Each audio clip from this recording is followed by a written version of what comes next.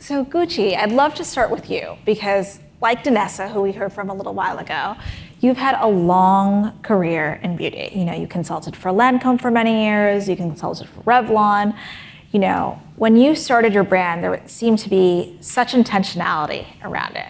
What got you to this point, from consulting to say, hey, I want to be a brand founder?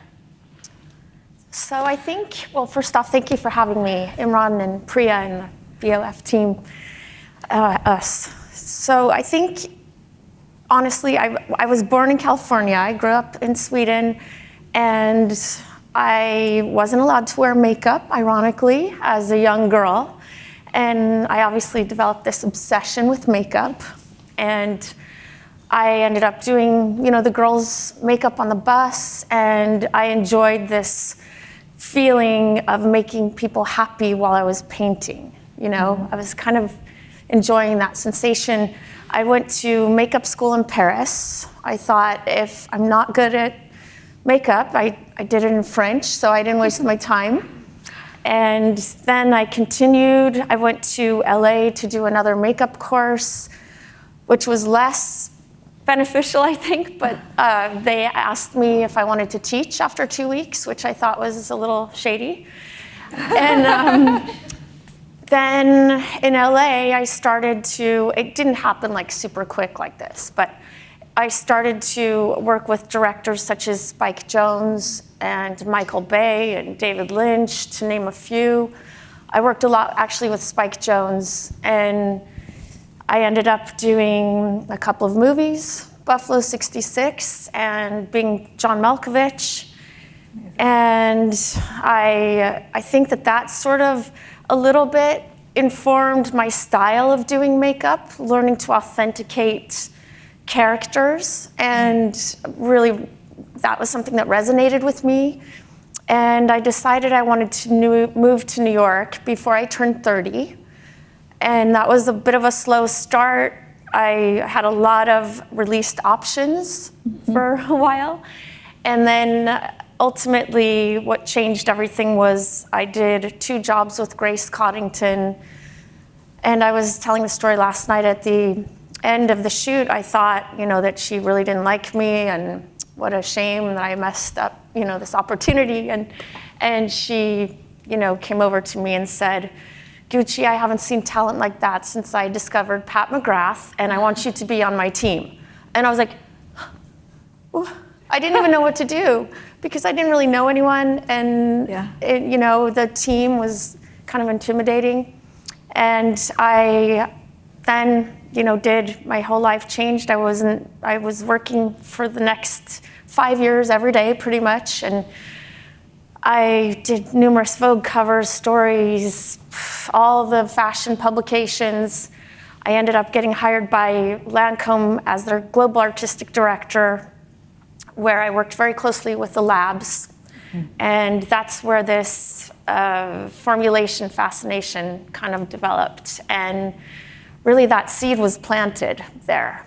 I then, worked for Revlon for the next sort of 7 to 8 years or something like that. And I really had this desire to do my own thing. And I was very close to signing a licensing deal, which I wasn't sure if it was right or not. And I remember asking David the night before, do you think this is it? Do you think this is right? As I was looking at the 5-year eyewear launch plan. And I was like, oh my God, this feels, not right. And David said, you get 1 shot. Do you want this to be it?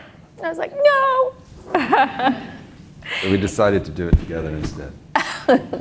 Tell me a little bit about how your upbringing, and I don't know if a lot of people know this, but Gucci, you grew up in an ashram.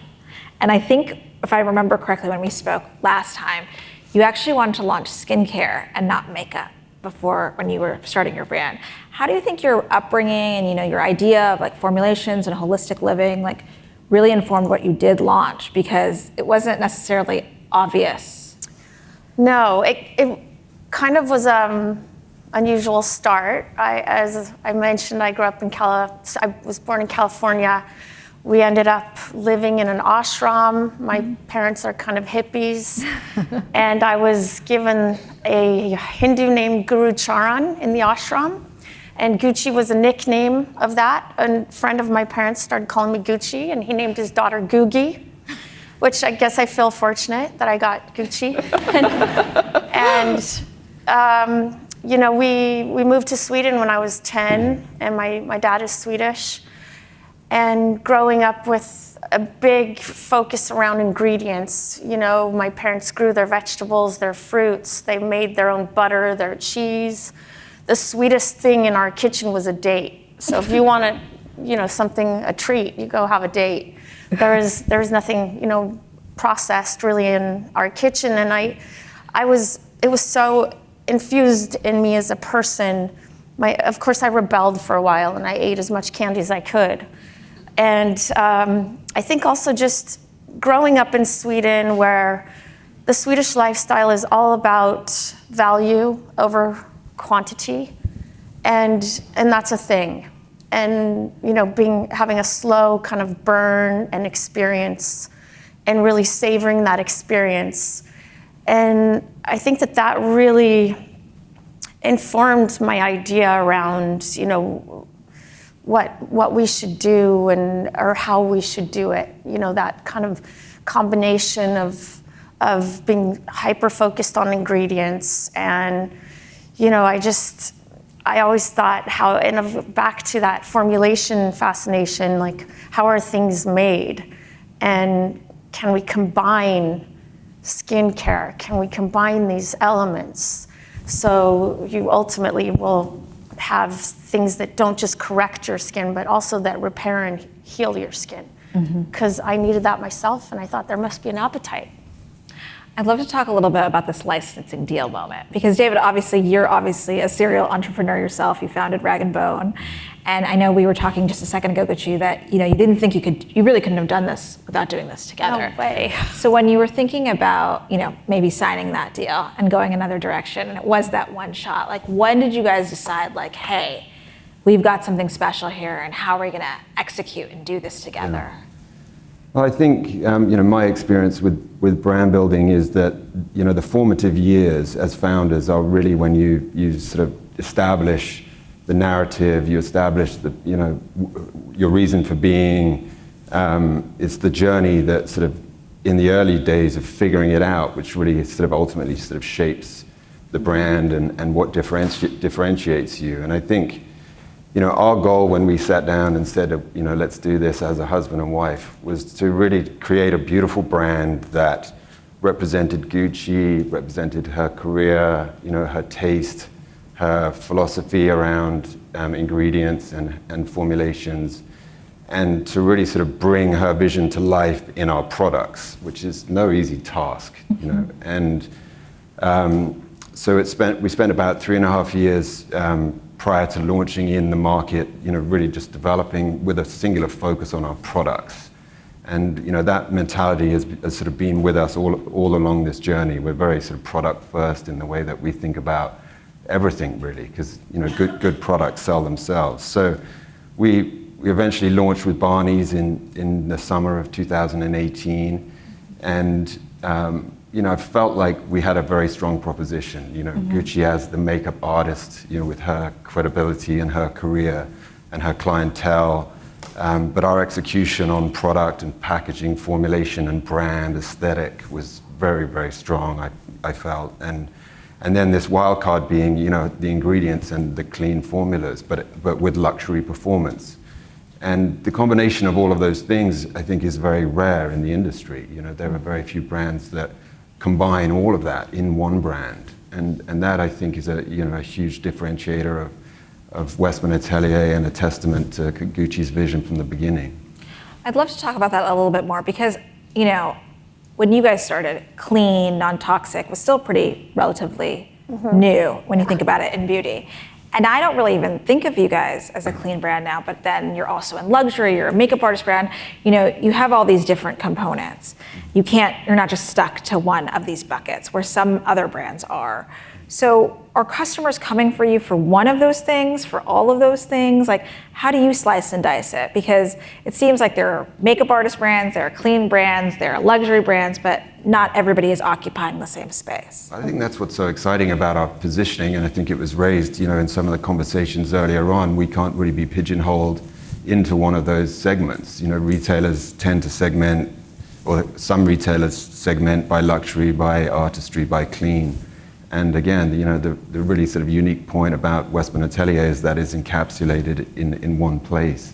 I think, ultimately the most important thing is the performance of the products. That's where the amusing part of our relationship. I don't wear the makeup, so it's very hard for me to really tell. He knows a lot about it, though. What is a good what is a good formula? But I just think it feels modern. I think it feels exciting. But the end of the day, the performance of the product and the trust that you build with your customer, and that Gucci is so uncompromising in the way that she goes about the formulation process. That is hugely valuable, because we're gaining trust with our customers every day. Right. Yeah, I just wanted to add that I think that our customer knows that she's getting something that is clean, it's going to perform, it's going to be good for her skin, and it's going to be a luxury experience she hasn't had before. Mm-hmm. I think we've established this sort of loyalty and trust is, imperative in this kind of thing. Otherwise, you won't go back. No one's coming back if they don't trust us. Right. We heard a lot from different people today talking about, the investor side of things, the retail side of things. I think you've been pretty intentional with your product development. You launched skincare relatively recently. You just launched lip, which is kind of unheard of for a makeup artist brand to launch so much later, like a lip product. How are you balancing avoiding the viral trends or avoiding what the noise and the competition are doing, but still having big retailers like Sephora and others and investors asking you to maybe do this or that or something that may not feel intrinsic? We obviously listen to a lot of people, and we work really closely with our retail partners that we really enjoy working with. We have a lot of advisors, and we have a lot of strong opinions within our company. Ultimately, Gucci really, she runs the launch cadence. She ultimately will launch a product when she's ready to do so. I think what's also interesting about our the way we approach things is that we're really building community through our products. I think in this day and age, there are a lot of brands that introduce products into communities, and I think that from the outset with Westman Atelier, we've sort of said, let our products do the talking, and let them build our community through people enjoying them and coming back for more. And again, I think it really goes back to the process and Gucci, how she works with the labs and how that process ultimately unfolds. I think for years I was always asked about, how does it feel to be the queen of natural makeup and you do the most beautiful natural skin? How do you do it? And it used to really bother me because I thought, don't you see all the other things I can do as a makeup artist? But then I thought that's exactly what I should take ownership of, and that's what we should focus on. A curated edit of products where we can share this philosophy around this idea of enhancing your skincare, your skin, and not transforming it, and easily doing so. And so women can do that on their own at home, and they can do it using products that they know they can trust and that are going to be better for their skin. And I thought that's absolutely where we have to go.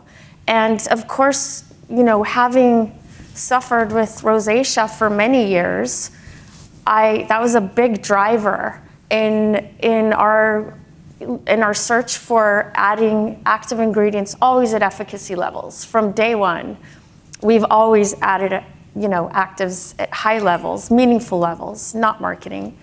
And I could give you many examples of products that have taken forever, but I'll just mention our lipstick. I was going to ask about lip. This bad boy took 6 years to make. And sounds like a joke, but it really did, because the bullet to create this structure, it's actually a matte lipstick, and it's typically they are made of 100% petrochemicals to create the structure, and then you need the silicones for that luxurious glide and that feeling that we all are so accustomed to. And that I don't allow, we don't allow petrochemicals and silicones and all of these sorts of things. So it took us that long to find a replacement that was also going to perform. Yeah. Because not only does it have to not have those things, but it has to work. Mm-hmm. So I'm every contract manufacturer's worst nightmare. They're all like, oh my God, here she is again. She never takes no for an answer. And she, I never believe it's not possible. Mm-hmm. And I decided I wanted to start with matte because that was the hardest category. We could have easily done a balmy blah blah, and that would have been easy. But I wanted to do this one and make it sort of easy, make it feel like, okay, you can have all of these benefits and you don't have to compromise on the performance, you don't have to compromise on the statement, none of it. You're gonna get all of it, and why can't we do it better? Yeah. And so it's also refill. And there's also a mirror, just, if you just make it more street, it's kind of cool. Like if you, instead of so precious, you can make it a little more cash. Like I'm shaking right now, I'm a little nervous still, but oh my God, we're almost out of time. Okay.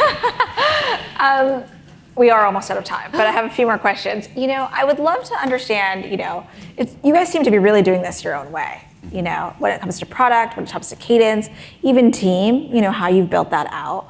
I'm wondering what you think about longevity. I mean, I know, David, you and I have had these conversations in the past about people coming to you, wanting to acquire you, getting calls, but this is a family business. Mm-hmm. And I see your daughters in your social media, and you're obviously... hate that, by the way. They hate Even it? the 7-year-old is like, no, I'm not doing it. Don't they know about the tweens at Sephora? No, they don't want to be on our... Oh, yeah. I see. But this seems to be much more, it's part of all of your lives. So when you think about that, and whether it's acquisition or holding on to it, what do you want?